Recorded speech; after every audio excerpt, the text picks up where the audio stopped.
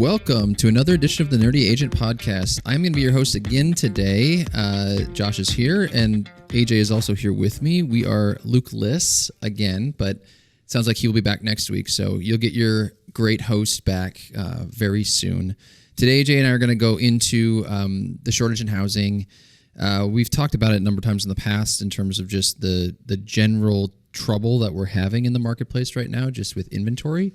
But we're going to go through a bunch of the different reasons as to why we have a shortage in our marketplace, what we can maybe see happening as a result of that, and even what kind of is being proposed right now to try to support that. So, AJ, you got a note here for your first key point, but is there one key thing you wanted to kick off with in terms of what is driving the inventory shortage we're seeing? Yeah, I think numbers 1 and 3 there are kind of the same thing, but we'll go over. I think what we should go over is the issues driving the current shortage in the market, and I don't know, maybe some misconception around the fact that it might be demand, because I really don't think it's demand. It's large majority is supply is the problem. When you say you think it's what people think there's a demand issue, what have you been hearing? Well, on that it just seems, you get out there and it's multiple offers, and it's there's so many buyers to sellers, and I think the demand is actually probably lower than it historically has been, is just my general sense, just given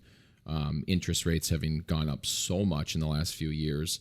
And I think some of this supply stuff actually drives the demand decisions people are making as well, right? So if the cost of a rental property is significantly more, it handcuffs a potential buyer into buying a property because they're unable to save as fast, right? Would be just one easy example. But I think the three things that I want to go over that are driving a lot of this is the time from acquisition to disposal for a homeowner. And I believe the numbers we're gonna talk about are for any homeowner, whether that be large corporations or first-time homebuyers or whoever. Corporate single-family rentals and kind of how that's increased over the years and what's being talked about there, and then the lack of construction going on, or the lack of construction that went on in recent memory. So those three things I think are driving a lot of our supply problems. We can dive into So give me a sense of when you talk about the time horizon from buy to disposal, kind of what you're seeing there. So 2005, this was 6.5 years. So you'd buy a house, and 6 to 7 years you would sell it on average, median, whatever this number's going off of, right? 18 years later, 2023, last year, 11.9. Aren't you surprised by that? Isn't that crazy? I feel like, and this is a broad, general thought, right? But in today's world, it feels like everything is more in demand, and so people want faster everything. I would have assumed that this number would be coming down, right? Because it seemed like our parents' generation, I feel like they just bought a house and they stayed there forever. Whereas our generation's like, we buy something, we get sick of it in 5 years, we buy the next thing. So it's just surprising to me to see these numbers. I wouldn't have expected this. I think what's important to note here is right after that 6.5 years number is when we had obviously the housing crash. Right. And that actually sent the Fed to, big recession. So they cut the rates quite a bit. A lot of folks refinanced, I think, in that time period. It was also a time of very high unemployment, a lot of nervousness around what's going on in the world, specifically around housing too. So I think, it was harder to get financing for several years. It was harder to get people going towards, all the folks that were coming out of college or, potentially stepping up into a new role or a new job. Everything kind of got put on pause for a few years there. And so I think demand not only went down during that time period, but people started to think about the fact that if I spend a little bit more money, like this housing thing, I don't know about real estate right now. Maybe we just stay here. We can get a little bit better rate and refinance, maybe do some work to it. It does, mimic, while the overall economic conditions of the time don't, the thought process I think that potential sellers are going through today is probably not a heck of a lot different than it was back then, right? Where we have this inflation thing, the rates are very high. I just refinanced in 2021 to 3.5%. does it really make sense for me to move up or to move down or to do something different, or should I just kind of stay pat and see how this plays out? Because truthfully, I mean, a home is the largest investment for a lot of people. So people who actually own or occupy their property are probably a little more hesitant right now to move.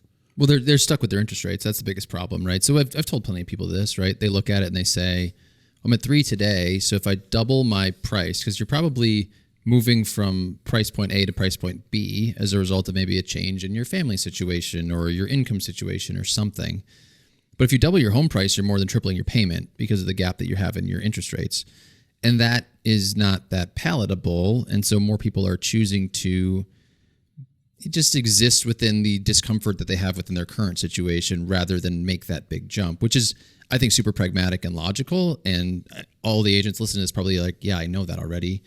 But it does make a ton of sense that people are a little bit landlocked at this point in time based on just their interest rate impact. Yeah, people, the majority of folks, I think right now, outside of those that just have gobbles of money, the people are not choosing to move. They're being forced to move, right? So like I just had a text from a client who I've been working with for a long time.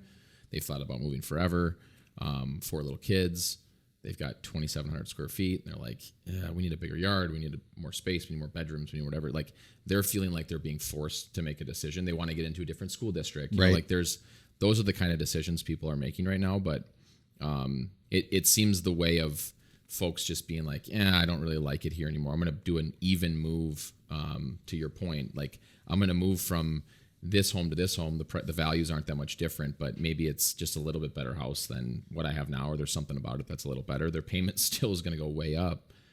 So those decisions aren't happening as often. And then you've got the baby boomers on top of that, right? So baby boomers, to the point I made earlier, so it is interesting that they've just stayed in their homes for so long. Nearly 40% of baby boomers have lived in their homes for at least 20 years. I do think there's a generational difference in terms of the way that tends to go, or just it's either that or the fact that, like, you think about our neighborhood, to get into our neighborhood now versus when our parents bought in our neighborhood, like, very different, right? Houses are now in the $500,000 to $700,000 range when my parents bought it in 1990, 89? For $109,000. Yeah, it's just like the difference. So being able to get into some of these places that are now a little bit more desirable because they've gone up in value, et cetera, is so much more expensive that baby boomers are like, well, I'm not going to do better by moving. But what's fascinating about them is, and I don't know the number, I didn't pull it down, but I'm guessing at least half of them don't have a mortgage. So there's no rate lock for those folks. That's the thing. Like they're not locked into a really great rate, and that's what's causing them not to move. They're just deciding not to move because likely they could move into less space, pay cash, and it works out really well. But they were able to buy in desirable areas that you just can't buy in the same way anymore. And so they're living in a place where they're going, oh, I'd be priced out of this neighborhood today. I might as well stay where I am right now, unless like the taxes are driving them nuts. Well, and I think too, because boomers are what, 1950s to 1970s or something. Does that sound about right? You'd know better than I would. Okay. The majority of them are still close enough to the largest crash in the United States history, where people were counting pennies and eating potatoes and all of that. Like there's still a cultural aspect to this, I think. Yeah. Where they're going, I don't know where things are going. This house is fine. I only pay taxes and insurance on it. I could move into something different and pay cash. But why? Smaller, but what's the point? Like I don't need to. Right. I don't need, like, maybe they just don't need that extra spread. Like they're selling 700 and buying 4. They're like, the 300 grand's not gonna, like, I don't need that right now. I'm really comfortable here. We have lots of neighbors like that. I have a neighbor directly to my left. He loves cutting his grass. He loves gardening. He loves doing stuff around the yard. He has no mortgage payment. Loves going for walks around the park. Every single morning I look out there and they're walking around the park. They probably can't get that anymore. There's like, you move into a community where I was just in one yesterday. It's 55 plus. It's like, great. They might like that they're around people that are around their age and they could be friends with them or whatever. But they don't have the walking path, and the association cuts their grass for them, and they'd rather just do it themselves. They got used to this lifestyle of living after they retire, and it's comfortable, and they don't want to just uproot the whole thing. I mean, our parents are a great example. They said, we want to move into Hopkins, into this smaller, and fix up a house and be around all the activity. And then they thought about more, and they're like, we actually kind of like working in our yard and being in the space that we remodeled and like doing all the things, and our house works for us. Like it's not unsafe for us to be living here. It's totally big fine. enough to have the family over. It fits perfect. Exactly. So that's a really interesting one, is you kind of take that length of time, and I think boomers are contributing. They're probably a larger contributor than the second point. Well, let's play a game called Solutions, right? Because we're going to give you all the reasons why it's a problem. But I'm curious, like, if we're just going to brainstorm solutions or even talk about solutions to some of these things, like, what are some of the options that we've got out there? Well, I think, and I'm throwing for you a loop for this. Isn't on our notes. No, I just had a good idea of each of these. I already got it. So the big solution on the baby boomer problem, I think, is finding out what makes them tick. So like, Pulte has a brand called Del Webb, is a subsidiary of Pulte. Mm-hmm. They have 2 communities that are being built. The one in Chaska is like almost filled up and done. I actually have a final walkthrough out there tomorrow with a 55 plus buyer. It's all 55 plus. They have another one in Corcoran right now. For those outside of the Twin Cities, these are like 3rd, 4th ring suburbs, 30 minutes from downtown Minneapolis, where they scooped up some really cheap dirt, and they went to the city and they said, here's our plan for this big community. We're going to put these houses just on tiny little lots, very little grass. We can maintain it, make it look super awesome.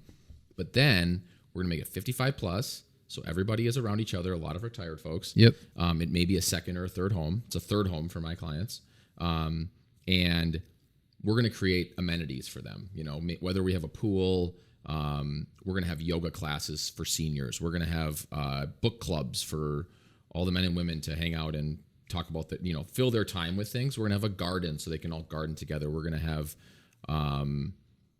fitness and like all sorts of different amenities that bring a certain subset of people together and say, this is better than what I have now. Yeah. That's what you have to do, is create a situation that's better than what they currently have. I have that buyer tomorrow, final walkthrough, 3rd home. I have another buyer that's trying to do the same thing as like a 3rd property. So they have a cabin, they have a place that they winter in, and then they have another place where they want to be closer to their grandkids. Yep. And not that that's like the market, but there is a market. That's not fixing the problem. No, it's not. Yeah, it's more people buying, one person buying more homes. But I think a lot of them have to find a way to go, okay, what's the market for these folks? How do we get them to move? Because private enterprise is probably the best bet to make this happen. And it's going to be through creating a lifestyle for the baby boomers that's better than what they have now. Totally. And affordable for them. Well, they're even doing in some of these communities, like they have like the 55 plus community, and then they have like a senior care home like right next to it. So it's like if you age out of the 55 plus community, you have another community that's within blocks of where you are. I saw one that had you drove up. And it's like a hospital right there too. Senior living, memory care. Yep. Then it had 55 plus single family.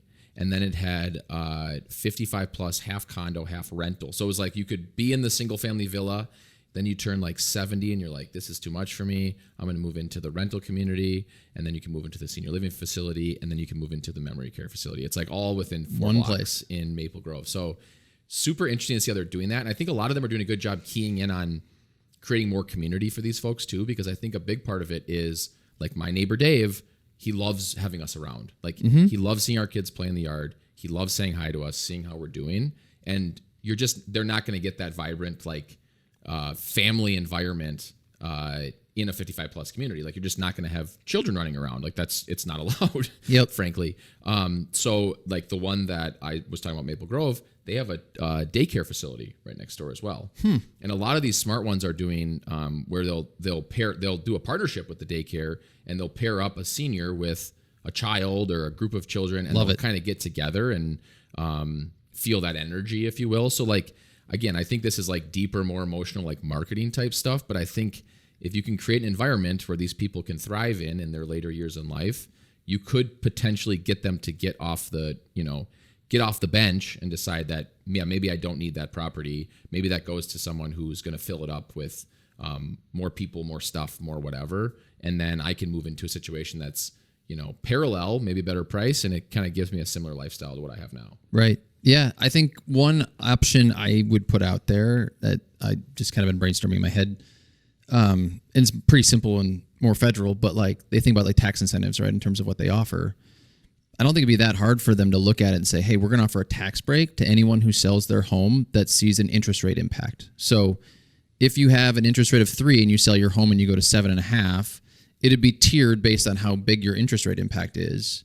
But like a one-time tax incentive to say, hey, you get $10,000 or $5,000 or whatever that is on your taxes if you make a move this year and your interest rate goes up, it's just going to allow you to kind of make that change. Now you're still one for one, right? Like clean swap. Yeah. So it's, there's some impact there, but at least like activity is what they tend to want, because that means a healthy housing market. That probably means more building. That probably means like all of these things are positive, versus right now, all the feelings on real estate is like, oh no, right? So when people don't move, it slows the whole thing down. It perpetuates the problem. You have to figure out a way to get out of the cycle that we're sitting in. Yes. And I think that clean swap is another smart thing too, right? Because what I'm describing is the same thing. It's like if a baby boomer goes and buys a new property and sells theirs, like what did we really accomplish? I mean, I think unless someone's building it because they need it, right? Exactly. So I think that, like, to your point, when you spur more activity, you create more opportunity for different businesses to come in and say, oh, how do we increase the supply to make up for the fact that this is going on right now? The second one is more so, though, on trying to increase the supply and actually make it more of a 1 for 0, right? So instead of me owning more and more properties as one person, trying to create more ability for each person to have a property, right? So corporate single family rentals has been a huge button topic. There's varying debates on how significant of an issue it actually is versus how big the buzz is around it. But can you give us a little bit more insight into kind of what has happened in the numbers as corporate single family rentals? And then we can play the same game too in terms of what can be done about it. I think the research I did on this showed that the actual number of properties that are single family rentals owned by corporate entities is pretty low. A lot of those numbers are based off of all property in the United States. It's less than 1 million properties. I want to say one of them I saw, and I don't know what the date on it was, but just under 600,000 corporately owned single family rental properties. But that said, it's up a significant amount. During COVID, it went crazy.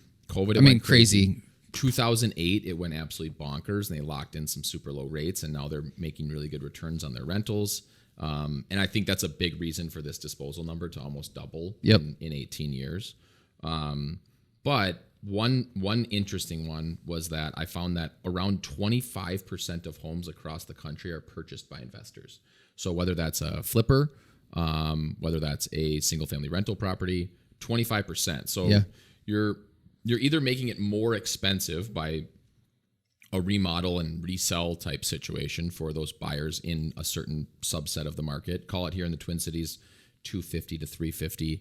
If the 5% down first time home buyers having to compete for that property with a cash investor no who chance can make a margin, they're going to be in a tough spot.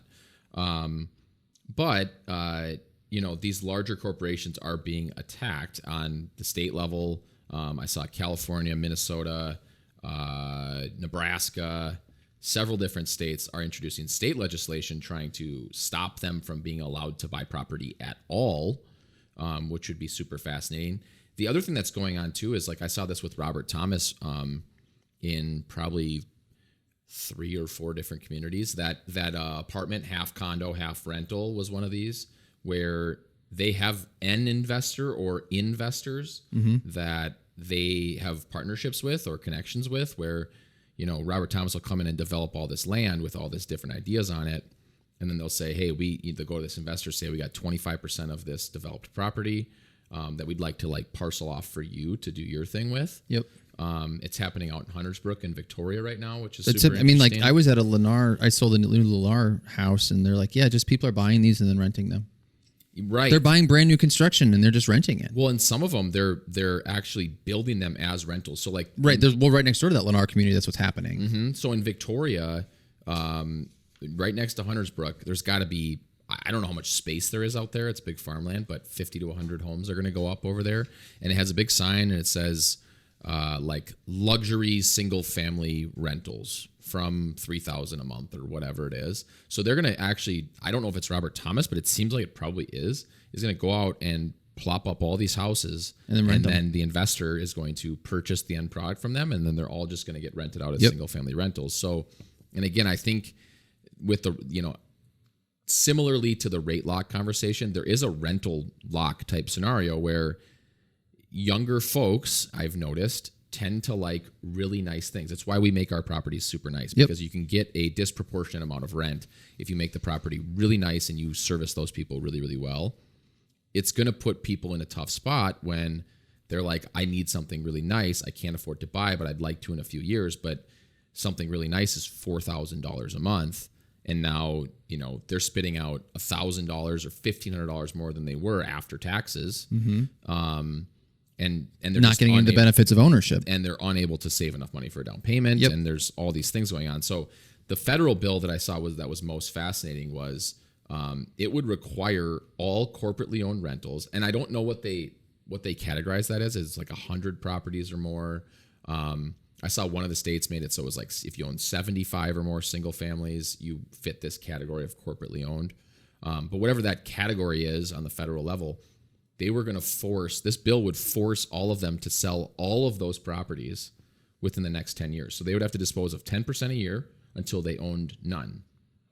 So, and I don't know what else is in that bill, right? Like, how are the taxes going to work out for these people if you're forcing them to sell them? Right. But that's a fascinating thing. And I don't know if that's driven by Democrats, Republicans, who's on board with it. Yep. But that's out there right now. I don't think it's advanced much. But it is swirling around, and a lot of people are calling foul on it and saying the number's not that big right now. Like, because it really isn't. It's not like this isn't like a massive portion of our problem. But to our earlier topic, like this concept of a 1-to-1 swap versus a 1-to-0 swap. So selling a property and not buying another one. It's really impactful. I mean, if someone goes out and sells a property and then just buys another one, all you did was shift the marketplace. So you took a house away at a higher price point and you gained a house at a lower price point. That might help the lower price point market, but it might hurt the higher price point market. Whereas if, presumably a lot of these single family rentals are in that first time buyer market, if you introduced even a few more properties to that marketplace, it would open things up for those folks who need help the most in terms of dealing with competition and all that sort of thing. So I think there's some middle ground on that where I think it probably would be pretty impactful if they actually forced corporately owned investors of single family rentals to actually sell. And what would the condition of those properties be too? So yeah, that's a pretty big ask right there. I tend to be, traditionally, not to get into anything in depth, but like, free enterprise tends to drive good solutions typically. It seems like both with like housing and healthcare, that seems like where it's maybe gone a little astray, right? Where like a lack of intervention has created a scenario in which you're looking at being like, yeah, we've kind of lost affordability in the name of profits in some of these key areas. So I do kind of think it does seem to make sense with some of the single family rental stuff, even as someone who owns single family rentals, that it would be a benefit to having some sort of intervention. Now it feels like of course, like everything else, we just get really excited and we hit the ball we try to go as far one way as we can because we feel like it's gone as far the other way as possible. But like, even think about like in Canada, for example, I was talking to my friend who's in Canada right now, and he said to buy a property, there's huge taxes on them on the front end, just acquisition taxes. Like, think about if you just did anything non-homestead, maybe have a really big, not like your actual taxes day to day, because that would just drive rents up because you'd be paying more in taxes to the city, but like a front end tax of some sort for buying a non-homesteaded property. I feel like I saw someone throw an idea out somewhere, whether it was a state or a federal deal, that would be a decent option where it's like, yeah, if you're buying this, even second home. So it was like second home, third home, anything that's not your homestead, you buy it. On the front end, there's just a big tax hit. It's like $10,000 you have to pay. Or just a percentage of the total or something like that. And then theoretically, you could just use all those taxes and put them into some sort of affordable housing fund where you could then refund for people who maybe are struggling to get it, or put it into the FHA program, or put it into something else. And you always want to be careful on these things because you just don't want to decrease all the demand, because that could lead to a problem too. So it's like this fine line that these smart economists have to use. But I think one more point on what you're talking about with healthcare and real estate. Any world where there's a lot of complexity involved, and real estate is definitely this way, where it's like, what should the price be? What's the rent? What's the return? What's the tax benefit? How much am I paying down? What can I write off? Like healthcare is far more complex, but anywhere where there's extreme complexity, the companies that understand the complexities are always going to win. And so to your point, without any intervention, you're going to eventually reach a point where there's a problem. Yeah, and when you're talking about things that aren't, it's not getting into politics, but like if I go to Target and their milk is too expensive, I just won't drink milk that week, right? Yeah. When it comes to healthcare, when it comes to housing, you can't be like, well, I guess it's too expensive now. I'm not going to do it. Honey, crack out the tent. Yeah, so it's like it does suggest that there is a space here that is more necessary for intervention because it is more of a good that should be a human right versus a choice that I just, Golden Grams are really expensive this week, but I need Golden Grams. Mm-hmm.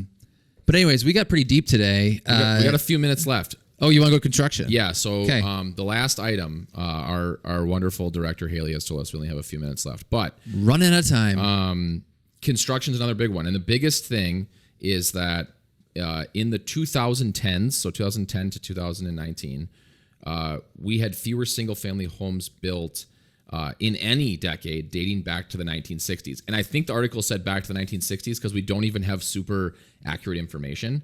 And we've talked about this before. And the most interesting thing to me is if you look at the United States population, 60s, 70s, 80s, 90s, it was so much less than it is today. So it's gone up a lot. To have way less homes being built with way more people living in our country is a huge problem. And I think one of the big reasons why, and again, back to interventions, a lot of different places have really intervened when it comes to construction because it's a safety concern, it's whatever. Totally. So there's more inspections, there's more engineering. The code has gotten significantly more difficult even in the past 10 years. 20, 30, 40, 50, it's gotten insanely more difficult. And it hasn't... Well, materials have gotten more expensive. Materials have gotten more expensive. And on this topic of the student loan problem we're having, like, everyone went to college and no one went and got their degree or training in how to be a framer, electrician, or a plumber, HVAC, sheetrock, whatever it is. And so we have far fewer laborers, far more expensive materials, and far more regulation and code than we've ever had before. And we came out of a massive recession and the builders were scared. And so you couple all those things together and it's like, we don't have enough houses. We have to build way more houses to keep up with the demand that we have for them. And I think we have to find some solution here locally to be able to build homes in the sub 400,000 category. Yep, that's the other problem is even the cheapest stuff is hitting that price point now. You're buying townhomes for high 300s on the lowest quality builders. Well, because you go to Now Then, which is like a sixth ring suburb, and it's still $50,000 for the lot. Yep. It's like that just isn't going to work. So I don't know what the solution is there, but that's going to be a big one going forward because again, that's a clean 1-for-0 swap. Oh yeah, I'm curious to know what I mean, it's the sexy solution, right? But these 3D printed homes, like some of the stuff that's going up, like it has actually a really cool idea though to try to optimize the process and make it as efficient as possible. You can just pop these homes up in a couple days and use computers to do most of it. Like it's wild, but it could be really cool. Yeah. Speaking of, I think one of the first ones that was getting built is going to be a fully rental community. Yeah. So full circle here on this whole thing. But yeah, it'll be interesting. If they can drive those costs down and get more construction in, that's going to really help balance out the market as well. Yep. But it'll be interesting to see what happens. And thank you again for your time today. As always, remember, be better. Bye-bye.